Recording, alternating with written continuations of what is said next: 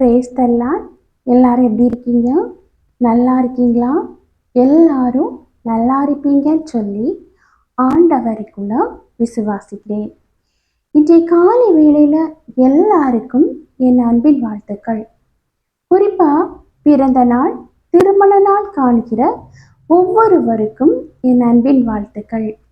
இன்னைக்கு சிந்தித்து தியானிப்பதற்காக எடுத்துக்கொள்ளப்பட்ட வேத வார்த்தை, இந்த ஒரு விசுவாசம் போதும் உன் வாழ்வில் அற்புதம் நடக்க. பிரியமானவர்களை, வாழ்க்கையில எப்படியாவது ஒரு அதிசயம் நடக்கணும், ஒரு அற்புதம் நடக்கணும் அப்படின்னு சொல்லி எல்லாம் நம்ம விரும்புகிறோம் இல்லையா? இப்படி விரும்புறது மட்டும் இல்லைங்க, இந்த ஒரு விசுவாசத்தை மட்டும் நீங்கள் வச்சு பாருங்க, உங்கள் வாழ்க்கையில் நடக்காதா அப்படின்னு சொல்லி நீங்கள் வருஷக்கணக்காக காத்திருக்கிற அந்த காரியங்களில் அற்புதம் நடக்கும். இப்போ நம்ம வாழ்க்கையில் அற்புதம் நடக்கணும்னு சொல்லி ஆசைப்படுவோம். ஆனால் பாருங்க, நம்ம நம்பிக்கை, நம்ம விசுவாசம் கம்மியாக இருக்கும். ஆண்டவர் மீது நம்ம நம்பிக்கை வைக்கணும், விசுவாசம் வைக்கணும். அந்த விசுவாசத்தை பொறுத்து தான் நம்ம வாழ்க்கையில் அற்புதம் நடக்கும். நான் விசுவாசிக்கிறேன் அப்படின்னு சொல்லி வாயின் வார்த்தைகளில் மட்டும் இருக்கக்கூடாதுங்க. அது உண்மையாகவே நம்ம வாழ்க்கையில், நடத்தையில், நம்ம எண்ணத்தில் என்ன நடந்தாலும் நான் ஆண்டவரை விசுவாசிக்கிறேன் அப்படிங்கிற அந்த செயல் நம்ம வாழ்க்கையில் இருக்கணும். நம்மளில் நிறைய பேரை பாருங்கள், நான் ஆண்டவரை ரொம்ப விசுவாசிக்கிறேன் அப்படின்னு நம்ம சொல்லுவோம். ஆனால் ஒரு கஷ்டம் வந்த உடனே, ஒரு வேதனை வந்த உடனே ஒரு பயம் வருது. இது எதனால் அப்படிங்கும்போது, ஆண்டவருக்கு மீது இருக்கிற அந்த விசுவாசம் கம்மி ஆகும்போது தான் இந்த பயம் நம்ம வாழ்க்கையில் வருது. உண்மைதானே? நம்ம ஆண்டவருக்கு பிள்ளை அப்படின்னு சொல்லுவோம், நல்லா ப்ரேயரும் பண்ணுவோம். ஆனால் ஏதோ ஒரு விதத்தில் நம்ம வாழ்க்கையில் ஒரு கஷ்டம் வரும்போது ஒரு பயம் வந்துடுது. அடுத்தவங்களுக்கெல்லாம் கஷ்டம்னு வரும்போது நல்ல ஆறுதல் படுத்துவோம், வேதனையை இதுதானே சரியாயிரும் அப்படிலாம் சொல்லுவோம். ஆனால் தனக்குன்னு வரும்போது ஒரு பயம் வந்துடுது. அப்படிங்கும்போது அங்கே விசுவாசம் கம்மி ஆகுதுன்னு அர்த்தம். அப்போது நம்ம எப்படி விசுவாசித்தா நம்ம வாழ்க்கையில் அற்புதத்தை பெற்றுக்கொள்ளலாம் அப்படின்னு சொல்லி பார்க்கும்போது, இப்போ நம்ம பைபிளில் மார்க் 9வது அதிகாரம் 23வது வசனத்தை எடுத்து நம்ம படிக்கும்போது, விசுவாசிக்கிறவனுக்கு எல்லாம் கூடும். பாருங்க, வாழ்க்கையில் நம்ம, அதுவும் கிறிஸ்தவ வாழ்க்கையில் விசுவாசம் ஒரு முக்கியமான ஒரு பங்கு அப்படின்னு சொல்லுவேன். நம்ம எப்படி விசுவாசிக்கிறோமோ அதன்படி தான் நம்ம வாழ்க்கையில் எல்லாமே நடக்கும். நம்ம வாயின் வார்த்தைகளில் விசுவாசம் வச்சிருக்கேன் அப்படின்னு சொல்லிட்டு நம்ம விசுவாசம் குன்றியவர்களாக இருக்கும்போது நம்ம வாழ்க்கையில் அற்புதங்கள் நடக்க முடியவே முடியாது.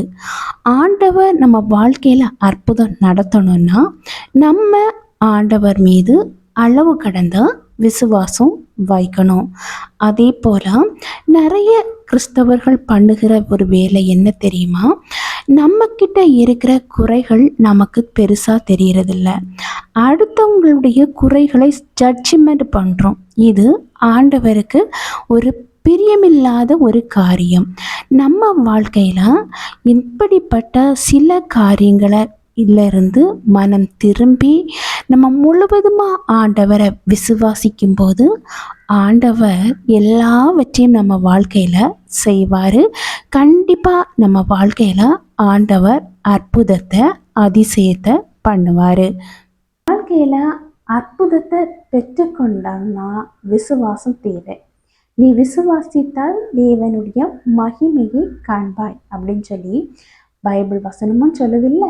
அப்போது நம்ம விசுவாசிக்காமே ஆண்டவருடைய மகிமை எனக்கு வேணும், ஆண்டவர் தரக்கூடிய அற்புதம் எனக்கு வேணும், ஆண்டவர் செய்யக்கூடிய அதிசயம் வாழ்க்கையில் நடக்கணும் அப்படின்னு சொல்லி நம்புறது தப்பு. அப்போது என்ன நடந்தாலும் அந்த விசுவாசம் எப்படி இருக்கும்னா, ஆண்டவர் எப்படினாலும் என் வாழ்க்கையில் ஒரு அற்புதத்தை செய்வார் அப்படிங்கிற ஒரு விசுவாசம். ரெண்டாவது பார்த்திங்கன்னா, எந்த ஒரு சூழ்நிலையிலும் ஆண்டவர் என்னை கைவிட்டுட்டு போக மாட்டாங்க அப்படிங்கிற ஒரு விசுவாசம்.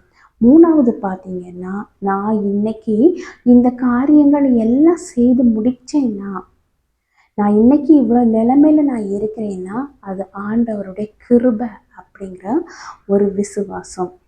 யார் என்ன கைவிட்டுட்டு போனாலும், என் வாழ்க்கையில் 1000 தடைகள் வந்தாலும், 1000 பிரச்சனைகள் வந்தாலும், ஆண்டவர் என் கூட இருந்து என்னை வழி நடத்துவார் அப்படிங்கிற ஒரு விசுவாசம். இப்படிப்பட்ட விசுவாசங்கள் அளவுக்கு அதிகமாக நம்ம வாழ்க்கையில் இருக்கும்போது கண்டிப்பாக ஆண்டவர் நம்ம வாழ்க்கையில் அற்புதத்தை செய்வார்.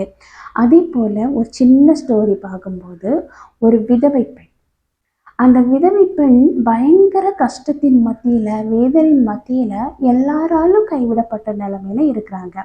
அவங்களுக்கு வாழ்க்கையில் எப்படியாவது எல்லாரும் கைவிடப்பட்ட நிலைமையில நான் தனியாக இருக்கிறேன். அப்படிங்கும்போது நான் எப்படி என் வாழ்க்கையை நடத்திட்டு போவேன், என்கிட்ட எதுவுமே இல்லை அப்படிங்கிற ஒரு கவலை இருந்து. ஆனாலும் அந்த விதவை, ஆண்டவர் என்னை நடத்துவார், என்னை கூடவே இருந்து வழி நடத்தி செல்லுகிற தேவனவர், என்னை ஒரு காலம் கைவிட மாட்டார் அப்படின்னு சொல்லி விசுவாசித்தாங்க. ஆனால் அந்த விதவை கிட்ட என்னது இருந்து? மாவும் எண்ணெயும் இருந்து. அந்த மாவும் எண்ணெயும் அவங்க எப்பெல்லாம் சமைக்க இருக்கிறாங்களோ அப்பெல்லாம் குறைவுபடாமல் அவங்க கிட்ட இருந்தது. இது எதனால அப்படின்னு சொல்லி பார்த்தீங்கன்னா, ஆண்டவர் என்னை எந்த சூழ்நிலையிலையும் நடத்துவார் அப்படிங்கிற அந்த விசுவாசம் அவங்க கிட்ட இருந்ததுனால. இப்போ பைபிளில் ஒரு நிகழ்வுகளை பார்க்கும்போது, பெரும்பாடுள்ள ஸ்திரீ.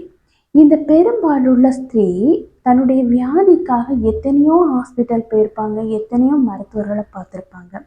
ஆனால் அவங்களுக்கு அந்த வியாதி சரியாகிற ஒரு சூழ்நிலை இல்லவே இல்லை. ஆனால் அந்த பெரும்பாடுள்ள ஸ்திரீ விசுவாசித்தாங்க. யாரை? ஆண்டவராகிய இயேசு கிறிஸ்துவை. எப்படி விசுவாசித்தாங்க?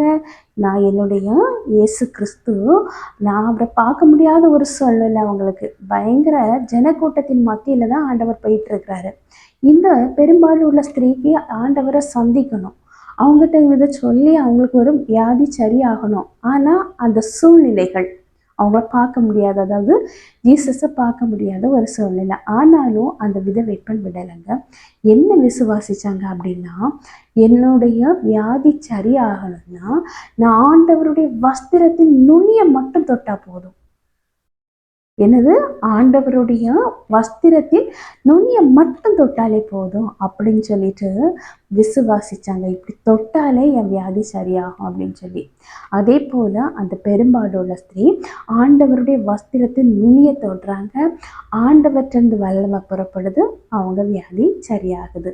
அப்போ இந்த வியாதி எல்லாம் சரியாகிறது எதனாலன்னா, அவங்க ஆண்டவர் மீது உள்ள விசுவாசத்தை பொறுத்து அது வியாதி சரியாகுது. உங்கள் வாழ்க்கையிலையும் ஏதோ ஒரு அற்புதம் நடக்கணும், ஏதோ ஒரு அதிசயம் நடக்கணும் அப்படின்னு சொல்லி மனசுக்குள்ள ஆசை இருக்குல்ல? அப்போ ஆண்டவர் மீது அளவு கடந்து விசுவாசம் வைக்கும்போது உங்கள் வாழ்க்கையில் கண்டிப்பாக அந்த அற்புதத்தை நீங்கள் பெற்றுக்கொள்ளுவீங்க. வேற இதுக்கு காசோ பணமோ எதுவுமே கொடுக்க தேவையில்லைங்க. ஒன்றே ஒன்று தான் ஆண்டவர் எதிர்பார்க்குறாரு. என்ன அப்படின்னா, உங்கள் விசுவாசத்தை மட்டும்தான்.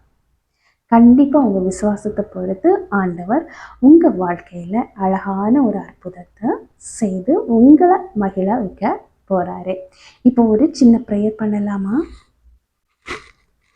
அன்பின் பரலோக தந்தையே, அப்பா, இந்த அருமையான வேலைக்காக நன்றி ஆண்டவரே. எத்தனை பேருக்கோ கிடைக்காத நல்ல ஒரு தருணத்தை எங்களுக்கு தந்தீங்கப்பா. அந்த மேலான கிருபைக்காக நன்றியப்பா. இப்பொழுதும் ஆண்டவரே, என்னோடு கூட சேர்ந்து ஜெபிக்கிறேன். ஒவ்வொருவரையும் கண்ணோக்கி பார்க்க வேண்டும் என்று ஜெபிக்கிறேன் ராஜா. அவங்க வாழ்க்கையில் ஏதோ ஒரு காரியங்கள் நடக்காதா, வாய்க்காதா, அற்புதம் நடக்காதா அப்படின்னு சொல்லிட்டு கண்ணீரோட ஜெபிக்கிற ஒவ்வொருவரையும் அப்பா கண்ணோக்கி பார்க்க வேண்டும் என்று ஜெபிக்கிறேன் ராஜா. வாழ்க்கையில் இந்த காரியங்கள் நடக்கணும் அப்படின்னு சொல்லி ஏங்கி இருக்கிற காரியத்தை அப்பா நீங்கள் அறிஞ்சிருக்கீங்கப்பா. அவங்க வாழ்க்கையில் ஒரு பெரிய அற்புதத்தை அவங்க விசுவாசத்தின்படி செய்ய போவதற்காக நன்றி ஆண்டவரே. செய்வதற்காக நன்றியப்பா.